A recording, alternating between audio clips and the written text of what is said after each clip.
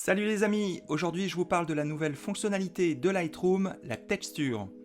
Alors c'est pas si souvent qu'Adobe sort des mises à jour intéressantes, donc ça valait le coup de s'y attarder un petit peu. Je vais commencer par vous expliquer pourquoi elle a été créée, puis comment et dans quel cas l'utiliser en photographie de paysage. Et enfin, je vous donnerai quelques astuces pour que vous puissiez en tirer le maximum de bénéfices. Ok, on se retrouve tout de suite derrière mon écran.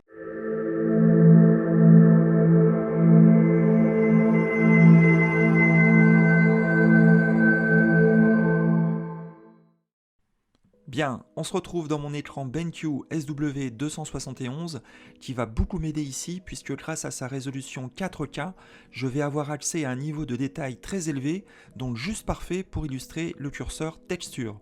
Alors, j'ai sélectionné deux photos qui vont très bien illustrer mes propos, mais juste avant de commencer, petit rappel. En fait, tout a commencé par une histoire de peau.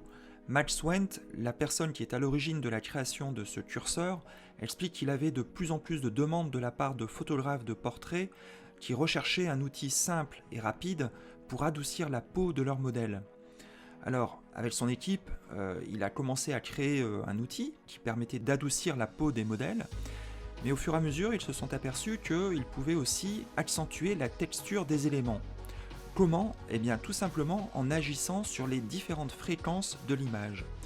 En fait, schématiquement, une image peut être décomposée en plusieurs fréquences de couleurs, par exemple rouge, vert et bleu, le fameux RVB, ou alors des fréquences de détail. Il y a trois niveaux de fréquences de détail, les hautes fréquences, les fréquences intermédiaires, moyennes, et les basses fréquences. L'outil texture va intervenir sur les fréquences moyennes de l'image, alors que d'autres outils comme la netteté ou la clarté, vont intervenir sur des fréquences beaucoup plus larges de l'image.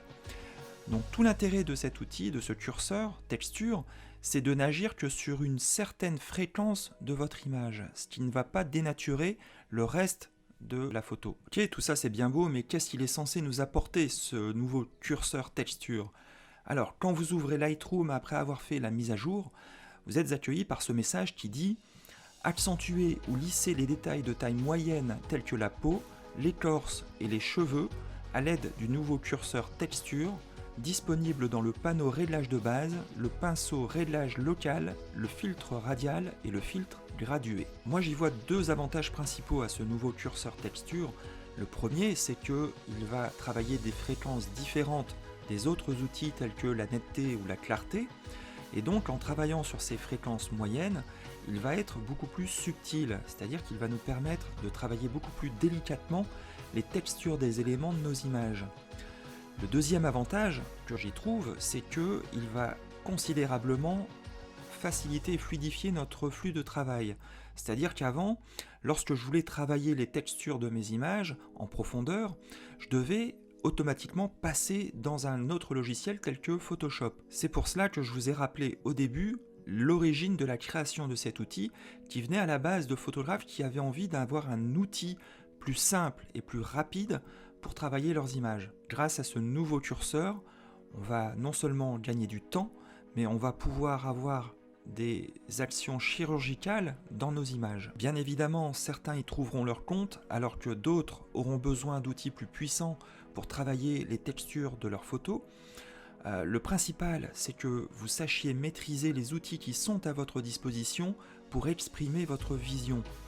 Peu importe avec quel outil vous le faites, le principal c'est d'atteindre votre but. Alors, comment utiliser ce nouveau curseur? Eh bien c'est très simple, il se comporte comme n'importe quel autre curseur, c'est-à-dire que vous pouvez le déplacer vers les plus ou vers les moins. De ce côté-là, il n'y a rien de très sorcier. Il peut s'utiliser de manière globale sur l'image, ou alors, et c'est ce que j'utilise, je dirais quasiment systématiquement, en correction locale dans l'image. Alors j'ai choisi exprès cette photo que j'ai prise l'été dernier aux États-Unis pour vous montrer comment il fonctionne, comment l'utiliser. Nous allons nous rendre dans l'onglet développement donc, et ici je vais sélectionner un filtre radial pour appliquer une correction locale. Ce que je voudrais ici, c'est accentuer les détails dans la texture de la route qui est mon sujet. Pour cela, avant, je n'avais que l'outil clarté pour le faire, mais le problème, c'est que lorsque je poussais la clarté, ça augmentait la luminance et la saturation ainsi que les points noirs et les points blancs, donc les contrastes en fait dans mon image, ce qui ne me convenait pas totalement bien sûr. Alors que maintenant, avec l'outil texture, je peux davantage agir sur le relief de la route, et vous voyez qu'ici, ni la luminance ni la saturation de l'image n'ont été augmentées, mais j'ai uniquement accentué le niveau de détail. J'ai volontairement poussé le curseur à son maximum pour vous montrer la différence entre la clarté et la texture. Maintenant on va zoomer dans l'image pour voir justement à quel point voilà, la zone de mise au point est ici. Vous voyez que la texture a considérablement été augmentée. Alors petit conseil, petite astuce ici pour ceux qui développent, qui retouchent leurs photos en zoomant beaucoup à l'intérieur d'entre elles, prenez le temps régulièrement de dézoomer pour vous faire une idée de l'aspect général de votre photo et vous assurer que rien d'autre n'a été dénaturé, parce que à avoir le nez trop près de l'image, on en perd la perspective générale. Donc de la même manière, laissez passer du temps entre votre dernière correction et puis le moment où vous voulez la publier ou le moment où vous voulez l'imprimer, parce qu'on s'aperçoit souvent que après une bonne nuit, qu'on a fait certaines corrections, certains ajustements qui étaient un petit peu trop poussés, et oui, parfois on a la main un peu lourde, donc un œil frais, un œil neuf remet les choses en place. Maintenant, dans quel cas utiliser ce curseur texture? Alors ici, j'avais volontairement choisi cette image parce que elle comportait des éléments de texture que je voulais accentuer, mais vous pouvez très bien choisir d'autres images. D'ailleurs, j'en ai choisi une deuxième qui va nous permettre d'illustrer encore comment utiliser le curseur texture. Vous voyez qu'ici, j'ai un avant-plan composé d'herbes et de fleurs que je voudrais également rehausser. Alors, vous pourrez aussi l'utiliser sur des surfaces telles que la neige, telles que le sable, la roche par exemple, qui comporte de la mousse, tous ces éléments qui comportent, de par leur nature, un niveau de texture élevé. Retenez bien que ce curseur ne sera efficace que sur les fréquences moyennes de l'image.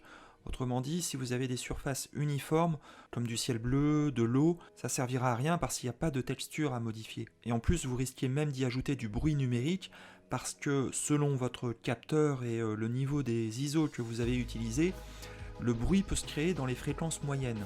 Donc voilà, sachez l'utiliser à bon escient. Sur cette image, je vais faire comme dans la précédente, je voudrais accentuer le niveau de détail de l'avant-plan. Donc de la même manière, je vais prendre un filtre gradué et je vais augmenter la texture, à peu près comme ça, voilà. Alors la petite astuce ici que j'ai à vous donner, c'est que la texture est limitée à plus 100 par défaut. Maintenant, si vous avez besoin d'aller plus loin que 100, vous pouvez superposer les différentes corrections. Et donc, vous pouvez dépasser largement, si vous le voulez, les limites imposées par le curseur de Lightroom. Alors cette astuce, elle marche avec les autres curseurs, hein, mais par contre, attention toutefois à ne pas aller trop loin, parce que plus vous allez superposer de corrections, et moins elles seront efficaces déjà, et plus vous allez dénaturer votre image. Maintenant, ce qu'on peut faire, c'est utiliser la texture et la clarté en même temps. Bien évidemment, ces deux curseurs ne sont pas opposés, c'est-à-dire que la texture n'est pas venue remplacer la clarté. La clarté a son utilité et pour moi, elle est justifiée sur d'autres zones de l'image. Mais par contre ici, moi j'ai bien envie d'augmenter un petit peu la clarté quand même pour faire ressortir justement toute la luminance qui se trouve dans les herbes et dans les fleurs. Vous pouvez même choisir de n'appliquer la correction qu'à une certaine zone de l'image dans le filtre. Par exemple en sélectionnant le pinceau, vous allez pouvoir justement, en cliquant sur Options sur Mac et Shift sur Windows, désélectionner toute une partie de l'image. Voilà. Donc si je veux par exemple que mes fleurs du premier plan restent un peu plus lisses, voilà. Vous voyez ici que la différence est quand même assez nette. Alors j'ai volontairement poussé la texture assez loin en superposant deux corrections, Maintenant, il faut nuancer tout ça, et c'est tout le but du jeu, c'est-à-dire de jouer avec les curseurs et de voir là où il faut les placer pour que vous exprimiez votre vision. Voilà, j'espère que vous avez aimé, que ça vous aidera à faire de plus belles images. En tout cas, moi je trouve que ce curseur est une bonne chose, puisqu'il introduit un curseur intermédiaire entre la netteté et la clarté d'un autre côté, ce qui me permet de travailler de manière plus subtile les textures de mes images, sans pour autant passer par Photoshop. Alors bien évidemment, ça ne remplacera jamais votre propre expérience, donc je vous encourage à tester, à passer du temps à utiliser ce curseur, à jouer avec, et vous vous ferez votre propre opinion, et surtout vous maîtriserez les outils pour exprimer votre propre vision du monde. Je vous donne rendez-vous bientôt pour une nouvelle vidéo, un nouvel article, donc inscrivez-vous sur le blog, abonnez-vous à la chaîne. D'ici là, je vous souhaite de bonnes photos et à bientôt. Ciao!